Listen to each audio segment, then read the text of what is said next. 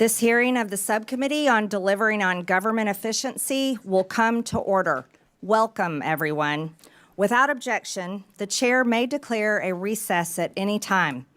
Also, for today's hearing, Chairman Comer and Ranking Member Connolly will each be recognized for 1 minute after me and the Ranking Member provide our opening statements. I recognize myself for the purpose of making an opening statement. Good morning.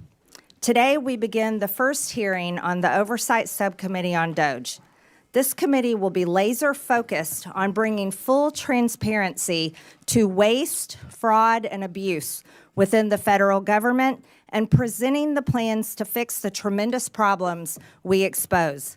We, as a country, are $36 trillion in debt. That is such a stunning amount of money.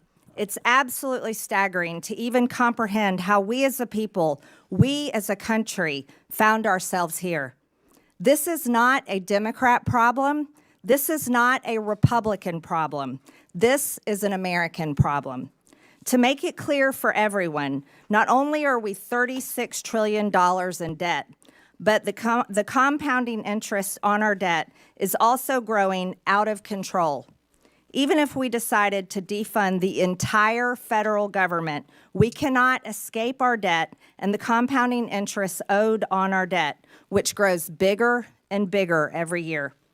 In 2025, interest payments are projected to be $952 billion, which is more than our entire military budget. In 2026, it will be $1 trillion, and by 2035, $1.8 trillion. Over the next decade, total interest payments are projected to be $13.8 trillion. These interest payments don't serve a single American. They don't build a bridge, a road, provide disaster relief, or fund a single part of the behemoth that is the federal government.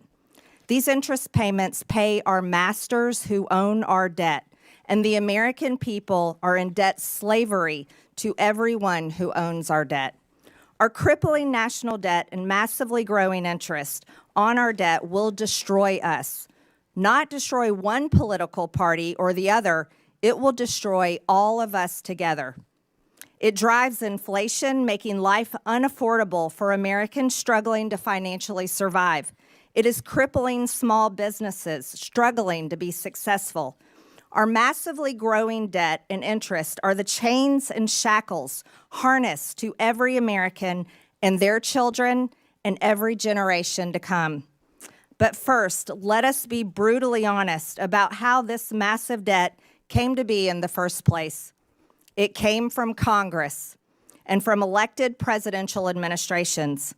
And I believe enslaving our nation in debt is one of the biggest betrayals against the American people by its own elected government. The American people's anger over this betrayal is what gave birth to the concept of DOGE, the Department of Government Efficiency. In fact, DOGE became a major part of President Trump's campaign and led to his overwhelming victory in November. Every day, Americans go to work. They run businesses. They have to earn their paycheck. No one guarantees it. And if they don't do a good job, they get fired. They also have to pay their bills, credit card debts, balance their checkbooks, and scrap and save every penny they can in order to plan for that rainy day and hopefully retirement one day.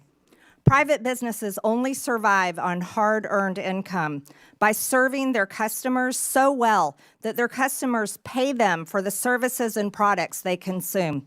If that business fails, its employees lose their jobs and paychecks, and the owners lose their business and everything they risked along with it.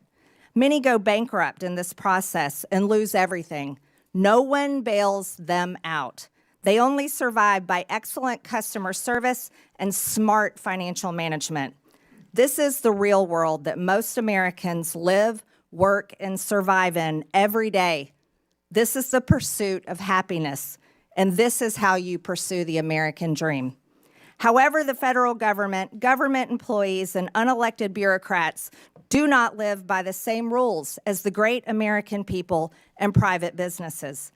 The federal government's income is the American people's hard-earned tax dollars, their literal blood, sweat, and tears. And taxes are collected by law at gunpoint. Don't pay your taxes and you go to jail.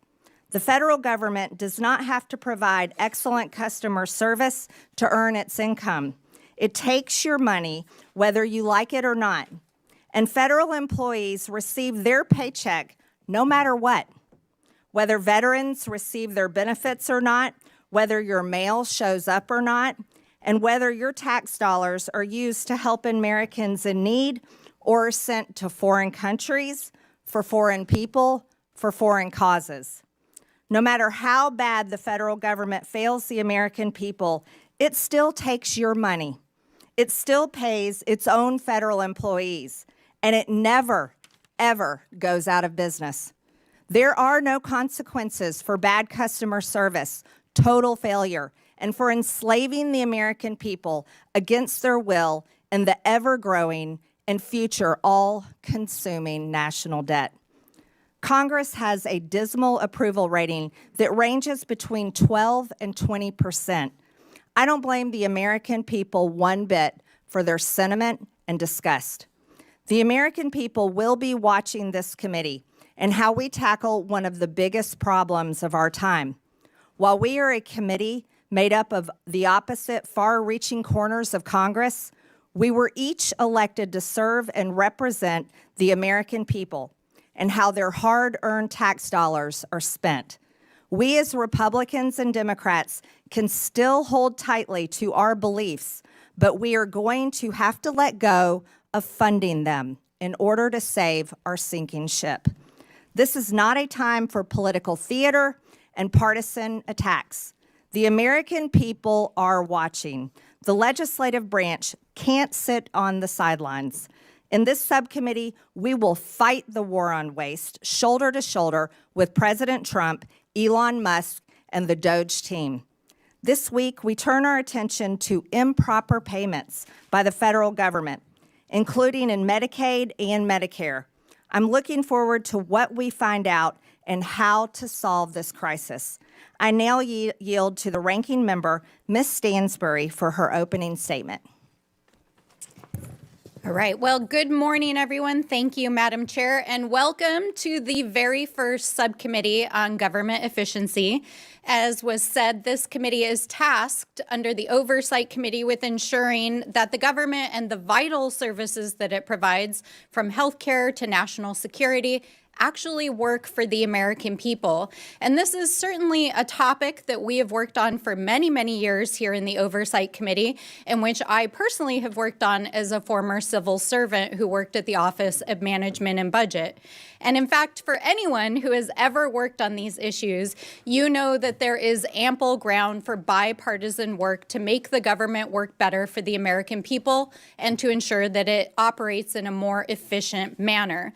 And in fact, all of us here on the Democratic side are ready to roll up our sleeves and to get to work.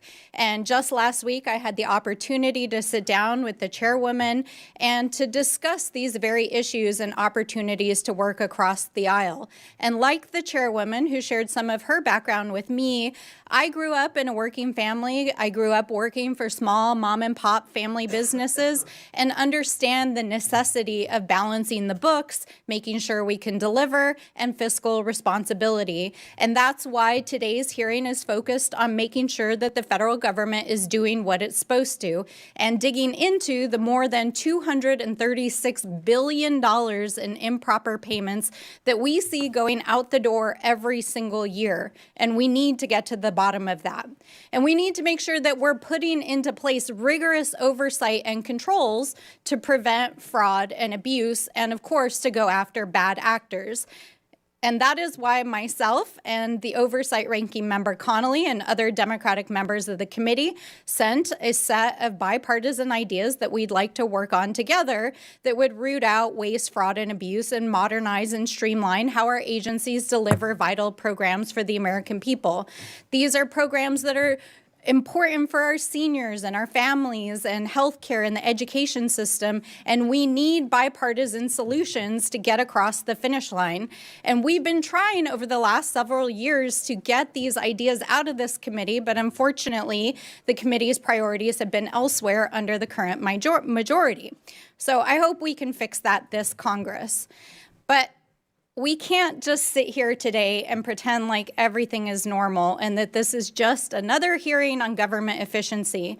I mean, all you have to do is look across this room and see that it is not a normal hearing.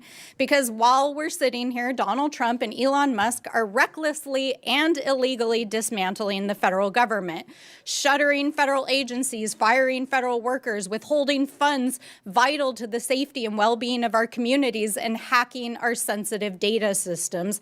In fact, while we were here discussing government waste on the House floor yesterday, Elon Musk was standing behind the Resolute desk in the Oval Office with the president, and the administration was making emergency court appeals to try to unlock his team's access to the Treasury payment system, which they claim they are using to study improper payments, which is the topic of this hearing.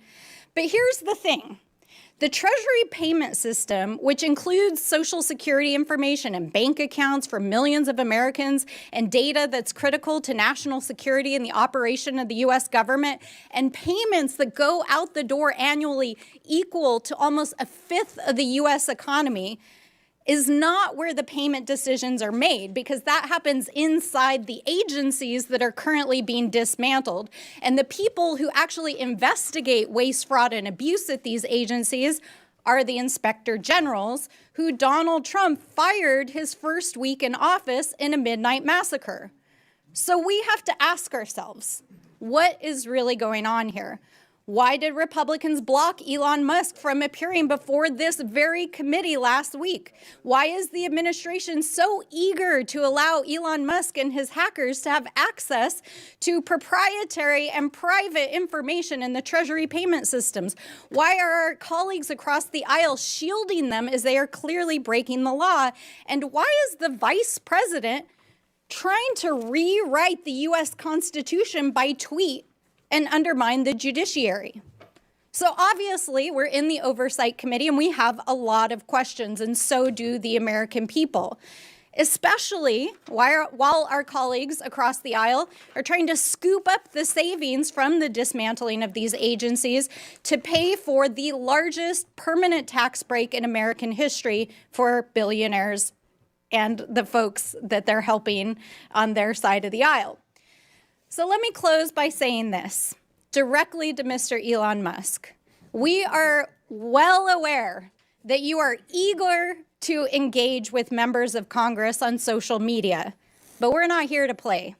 If you have serious desire to engage in democracy and transparency, we welcome you to the Oversight Committee. Come and testify in front of the American people under oath, because we want to know what you're up to.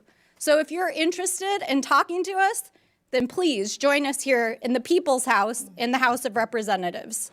And with that, I yield back.